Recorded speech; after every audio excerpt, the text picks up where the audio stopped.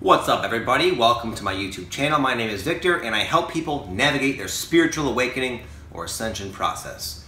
And every Friday I do a question and answer video where I answer as many of my subscribers' questions as I possibly can. And you can always see beforehand a big list of all the questions right there below in the description box. Basically, they want to know, they have trouble discerning between their ego/intuition or other influences such as their entities or guides. Do I have any advice on that? Well, discerning between your ego and your intuition takes practice. Most people have been blinded by their ego most of their lives and are now just getting glimpses of like their authentic intuition. Some people will be able to reflect back now and see in retrospect that they have always had little glimpses of intuition, but only now are many people even aware that there is such a difference. So it just takes practice. Just like learning a new skill, you got to kind of get a feel for it. The ego tends to be typically fear-based and wants to keep you from experiencing anything it perceives to be as of you suffering in any way. It's only focused on short-term gratification and like safety. Those are generally the characteristics and the flavor of the ego nudges, you could say. The ego is just your incessant thought pattern. It's always going through in your head. That's usually the ego. You can usually know your intuition because it's more of a physical feeling. You could feel it in your body instead of just a thought. Sometimes the ego thoughts can match fears that correspond with it, but usually your intuition is generally more positive, more full of excitement, more of just like a knowing that you'll come to understand what it means to have a knowing. You just kind of know something without the need of logic or a psychological support to make you know why you know that. You just know it. But again, essentially, it just takes practice, trial and error. What are the effects of listening to your ego? How does that work out for you versus your intuition when you follow it, when you follow that knowing, the inner nudge, that more subtle voice people say from within. It comes from deep within you. What are the effects of that? Start going in the direction based upon the guidance that produces the effect that you prefer, whether it be the ego or the intuition. And to know whether it's your intuition or your guides is irrelevant. Who cares? What's the difference? Your guides, in one sense, are really just a creation in your own mind that are an aspect of yourself from a certain perspective. So it really is irrelevant. The idea is to focus on becoming bold enough to heed the guidance of your true self, your intuition, whether it's technically from your guides or just your intuition, does not matter. My buddy Linda says, do you feel like you take a giant step forward and then 3 steps back? I'm sure none of you can relate to that, can you? Yeah, that's how it goes a lot, and that's why ascension can be so damn frustrating. There's just a lot to it. There's just a lot to the process. A lot is a massive accomplishment to awaken out of the dream state of typical ordinary human consciousness into your ascended state. There's a lot of barriers, a lot of things within you that need to be sorted out, seen for what they are, let go of, pushed away, cast aside.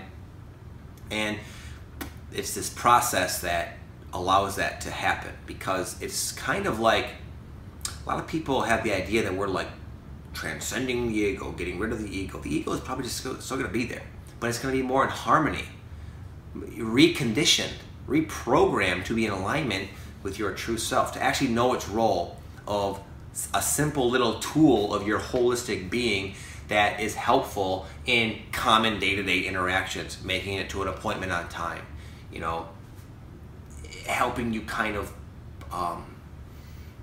sometimes label your experience. It kind of brings color to your experience of life. It's just a practical thing that we all kind of need to really get around in the earth realm where we are at. But there's a lot to that reprogramming. You have to kind of experience what it's not, and that's what these steps back are. Taking a step back is becoming confronted with an aspect of your ego structure that is not in harmony with your holistic being, your true self. So it often feels that way, but really your ascension process, your awakening process, even though it oftentimes seems like you're just doing worse and worse and getting more and more messed up as a result of it, the longer time goes on, you're really like this. You're going up. Here's like our groundedness here. So up, down, up, down, up. You're always heading up. Even the downs of 3 months of the present are, even your lows are higher, vibrationally speaking, than the highs of a few months ago. So choose to label it that way. Don't label it in such a negative way as up and down, up and down, up and down. Part of the ascension is detaching from the whole concern of trying to control the up and down, the left and right, the good and bad. It's just being part of the whole and seeing it all as essential. You really can't even experience the highs and the excitement and the joy and the love of the highs without having the lows to contrast it with. So I would say redefine what it is to have a step back. Look at it as a potential to learn more about who you really are and to more clearly create the reality that you prefer. Much more representative of what will actually satisfy you, rather than not wanting to take these steps back and thereby continuing to create out of unconsciousness things that don't really work for you. So basically this person's asking, a lot of the information that is associated with the awakening process, they've already kind of known and have already been learning on their own prior to the period where they would say is when they started their awakening. So is it possible to learn about this stuff prior to your awakening? Or had they already been awakening and just didn't know it? I would say that does not matter. A lot of the wisdom and the habits and the mindset, the attitude, the energy states associated with ascension are also run very parallel to just becoming a very accomplished human being, to becoming a happy, successful, abundant, loving, authentic human being. That's what it is to ascend. It's that simple. So you can read a lot of like your Ralph Waldo Emerson, a lot of like your Socrates and Plato and Aristotle, a lot of the old philosophers and like old school like thinkers, seekers. A lot of the wisdom they have to share is incredibly relevant to your ascension process. So yeah, of course you might have learned a lot of it before your awakening, but who's to say when your awakening started, and who cares? This person says, what's your experience with telepathic abuse? The people currently in my life vibrate pretty low, so I get a lot of abuse just because I choose to keep my frequency high and live completely free. It's taken me a while to get to a point of strength, and I'm just now starting to tolerate and accept it. Do you have any advice? Did you go through any of this? Yeah, as you vibrate higher, as you go forth on your awakening, you become more aware, more deeply aware of the extent of how many people in your life, not all, but many, are just on a different vibrational wavelength than you. You can perceive it as lower, worse off. And the lower vibrational states do tend to be associated with negativity and like just it's an energy you're not going to usually want to hang out with as you raise up. And I don't know exactly what your question is. Yeah, I experienced it big time, man, because it's like we're all, look at it like this, we're all like human beings, we're all kind of like on the same field, but once you start to awaken, you start to like, all human beings collectively, even the really screwed up negative ones, are all still on a path. They're all on a spiritual path of expansion and self-discovery, even though it might not seem that way to your naked eye oftentimes. We're all kind of still expanding. But when you start to awaken, you start to like shoot up very quickly. And as a result, you become very aware of how your relationships, people in your life, where you're at, where you work, how you're carrying yourself, all these different things become out of alignment very clearly and obviously to you as your internal vibration starts to change and raise. So yeah, it's very common, man. It's not to be judged. Don't look at them as lower than you or worse than you, not as ascending as you. Those are just judgments, more representative of that lower level anyway, ironically. Just be yourself and allow everyone and everything to morph and change and react as they choose, and you just have a simple job, which is just to kind of be your true self. It's that simple. Don't worry about this. Don't let your mind become too like infatuated with this tangent notion of, wow, I'm higher than them and they're Victor, could you please talk about the Ouija board? I don't know anything, honestly, specifically about the Ouija boards, quite honestly. But all spiritual tools, whether it be a Ouija board or a tarot card or astrology or a vision board, all these different things are just, the effect you get is placebo. But a placebo effect is an effect nonetheless, right? I doubt anything scientific can really truly conclude that Ouija boards allow you to connect with spirits, but there are people on the planet, I'm sure, who use Ouija boards to have this divine communication with spirits. So I would just, it's more important to ask yourself, do you believe they work? Are you able to accomplish your goal, whatever that is, with the Ouija board? Are you able to get answers from the Ouija board? Great. Are Ouija boards inherently magical? No, they're a freaking piece of cardboard with little words on it. You can make your own with a piece of paper and a little, I don't know, a lighter or something, and kind of slide it around. Nothing special about them though. Or the tarot cards. Tarot cards are, yeah, they're really colorful, they're very pretty, but they're just physical symbols that help you connect with your higher self. The whole idea though, guys, is to transcend the need for all these things.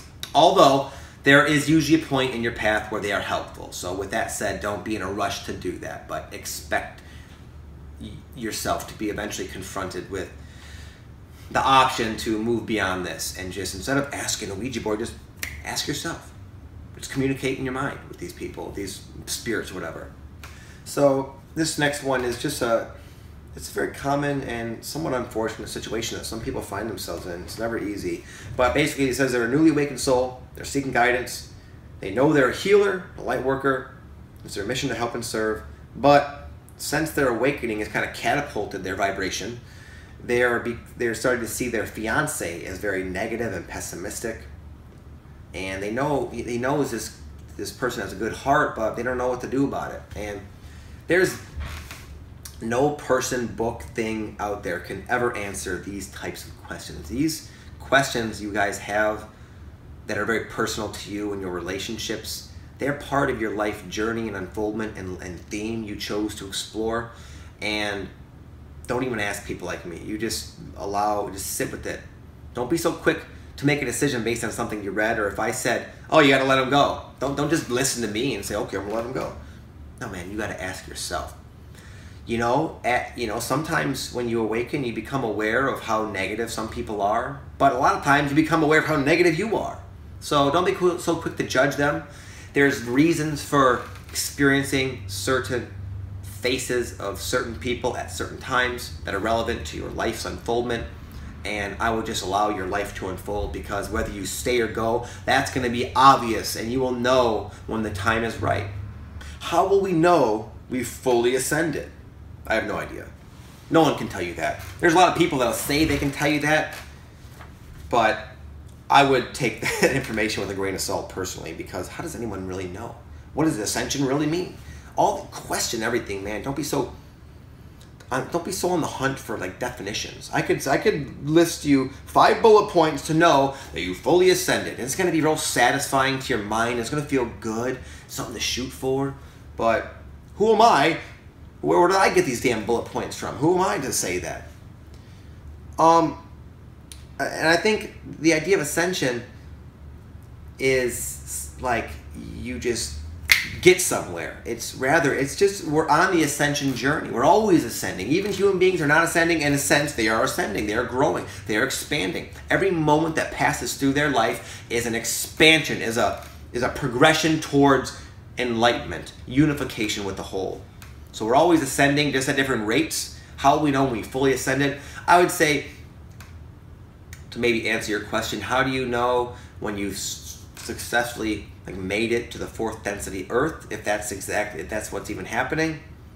I don't know. I'll be curious. I don't feel like I've ascended yet. I don't know anyone's ascended yet, so we'll have to wait and see, I guess. Hopefully, or maybe there'll be a point where we know we've reached a certain plateau or threshold, and then we'll start talking about it. But until that, I don't see anyone who I really believe has made it there, to be honest. Good stuff. Just what I was looking for. Any advice on how to get the ego to shut up? Haha. I would say you are in a futile attempt if you're thinking that you have any possibility of getting your ego just to shut up. That's a big misdirected goal that a lot of spiritual seekers have. They label it, they see the ego as bad, which it's hard to kind of deny that it's not, in a sense, bad. It's quite negative, it's quite stifling, it's very repetitive, very fear-based, in a sense it's quite bad. Yes, very bad. But the goal is not to get rid of it, to shut it up, so it just sits there quietly, passively, just not speaking, and you're free of it. No, it's to detach from it, to not allow it to affect you. I can't tell you, the faster I go forward in my life, the more I expand, the more my ego talks shit to me. It's constantly saying, oh, you shouldn't do that, man. And not only that, my ego is now, in this new energy, is actually reflected. In fact, I just went to do something in my basement, something that, I have these like medical marijuana plants, and I'm a grower. And I have this like really crazy issue with these root aphids. A really rare situation to have as a grower. It sucks. And I was about to like drench my soil in this product that's going to help get rid of it. But there's still part of me from my mom's conditioning that feels bad about growing. Maybe it's wrong. Maybe it's not good for me. Maybe it's not part of my special path. So because I'm still working through these type of issues, when I take action in the direction of moving that thing forward, I get, what happened? I was going to like pour this stuff, and I stepped on this little like shot glass measuring thing. I almost freaking broke my neck. I started to like water my plants with this solution that's going to help with the root aphids, and like a splash of this chemical got in my eye, and I was like, oh shit. I had to run up and like, wash my eye out. In the past, I'm going off on a tangent, but this is still helpful. In the past, I would have seen these signs, my ego saying, oh, don't do this, as negative, as bad, as guidance. But you just have to, most of us experience a lot of inner resistance when we take action in the direction of our highest passions. And the point is, you're not gonna get your ego to shut up. It's gonna just be belligerent and annoying and incessant until such time that it's not. For me, it still does that. But I've learned to detach from it, to ignore it. In fact, sometimes I see big resistances coming in my life as a sign that I'm actually doing good. I'm pushing into new grounds. So how do you label it? Stop labeling your ego as bad. Stop having the futile intention of shutting it up, and your ego will not be such a problem. Thanks for everything, dude. I have a question. My fourth chakra, your heart chakra, is closed. It's closed, and it's causing me to have symptoms of having a heart attack. Any idea why? Well, as you awaken, your chakras go through a period of like cleansing, and sometimes the heart symptoms is like, I used to get them all the time, heart palpitations, where your heart like flutters. You might have, I don't know if that's what you're perceiving as symptoms of you having a heart attack or not, but I would go with your gut on this. I don't know, if maybe you're a young person, it's probably unlikely you're having a heart attack, but don't always just have every like physical symptom.